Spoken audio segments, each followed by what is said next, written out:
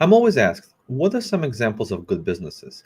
This time I'm going to tell you about two businesses that I think are pretty darn good businesses, and I bet you haven't heard of them, and I bet you that they're in industries where you wouldn't think such good businesses can exist. Hi, my name is Gary Mishuris. I'm the managing partner and chief investment officer of Silver Ring Value Partners. I also teach the value investing seminar at the FW Olin Graduate School of Business. So, what are these good businesses? They're actually two local businesses. And the first is a diner. It's a 1950s style diner. And you might ask, how can a diner, a restaurant, with pretty much no barriers to entry and plenty of competition, how can that be a good business? And that's a good question because you and I could start a restaurant.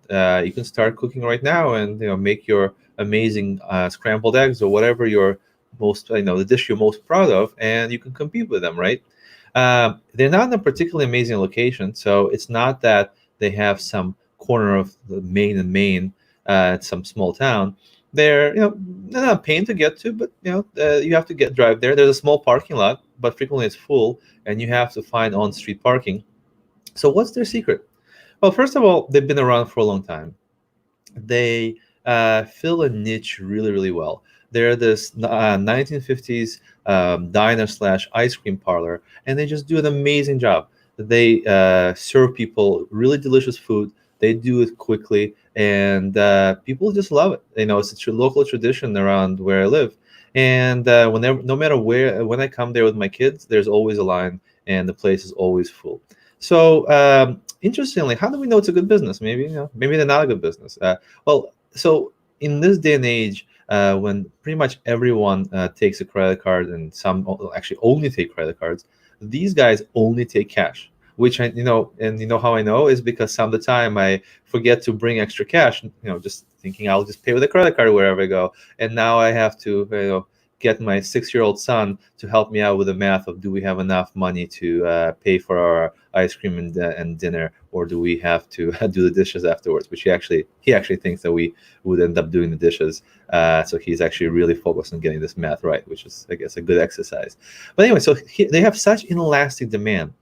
They have such control over their customers that they don't care about turning people away who don't have cash and only have credit cards. They can dictate their terms. So you can tell that A, they've been there for decades, and B, they can set terms to their customers while still delivering a ton of value and having a loyal following. So it's an example of a good business. I'll tell you another good business. This one is a little bit less family friendly. It's a brewery. And so you can say, well, breweries, come on. Beer is declining. Everyone is drinking White Claw these days. I'm not, but I'm too old for White Claw, I suppose.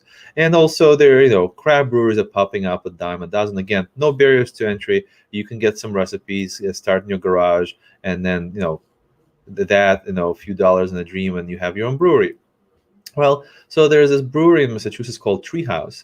It's the most, probably highest rated brewery in the state and one of the top in the nation. And they have a very unique distribution strategy. They only sell their beer at the brewery, which is kind of in the middle of nowhere. This is not like in Boston or some other big city. This is, basically an hour's drive from Boston. And whenever I go there, which is not very often, maybe 2, 3, 4 times a year, there's a giant line. When I say giant, you have to wait an hour to get their beers.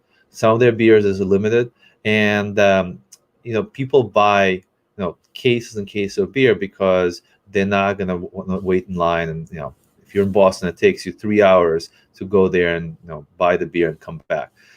So it's pretty intense. Again, they have such inelastic demand. They have such good product and such good brand that they can demand that their customers forgo the normal retail and restaurant distributions and only get their beer at the brewery. They get a better margin. It's easier. They don't have to have staff, trying to sell their beers to various distributors and so forth. They have, again, inelastic demand that gives them market power to dictate terms, but yet they still have satisfied customers that keep coming back.